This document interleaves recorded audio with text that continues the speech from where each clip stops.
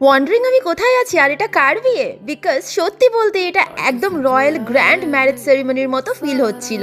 Please আমার attire নিয়ে কোনো জাজমেন্ট নয়, আমি অফিস মোড থেকে ডাইরেক্ট বিয়ে মোডে চলে এসেছি। আর তখন এত খিদে পেয়েছিল যে কাউন্টার দেখেই পেট আগে থেকে ওয়েল, এটা হচ্ছে বিধান গার্ডেনে। আর এখানে সবচেয়ে ইম্পর্টেন্ট জিনিস কি জানো? কেটারিংটা দেওয়া হয়েছিল সেন মহাশয় কেটারার্সের থেকে, যেটা কলকাতার সবচেয়ে রেপুটেড আর রয়্যাল কেটারার্সের মধ্যে এক। এই বিয়েতে একটাও জিনিস মিসিং ছিল না। ভেজ আর ননভেজ স্টার্টার থেকে শুরু করে মেইন কোর্স পর্যন্ত সব কিছু এক জায়গায় বিউটিফুলি অ্যারেঞ্জ ছিল। ভেজ আর ননভেজ স্টার্টার দুটোই শেষ করে চলে গেলাম লাইভ কাউন্টারে। একদম দারুণ খাবার।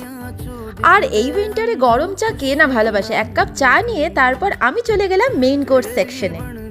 আমি যেহেতু একজন হার্ডকোর নন ভেজিটেরিয়ান, আমি মেইনলি ওই দিকেই ফোকাস করছিলাম।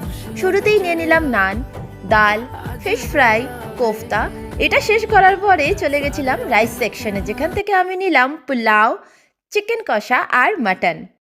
তবে হ্যাঁ, ভেজ লাভার্সদের জন্য সেপারেট ভেজ কাউন্টারও ছিল। কিন্তু যখন আমার পেট আর কোনো খাবার নিতে পারছিল না, তখন আমি ফাইনালি স্টপ করে ডেজার্ট কাউন্টারের দিকে গেলাম। আর ট্রাস্ট মি, ডেজার্টগুলো একদম মুখে গিয়ে মেল্ট হয়ে গেছে। ডেজার্ট শেষ করার পরে পানটা টেকঅ্যাওয়ে নিয়ে আমি মশালা কোল্ড ড্রিঙ্ক দিয়ে আমার ডিনারটা শেষ করলাম। তাই যদি আপনিও আপনার স্পেশাল ওকেশন বা বড় কোনো সেলিব্রেশন প্ল্যান করছেন, তাহলে সেন মহাশয় caterers is definitely the best choice.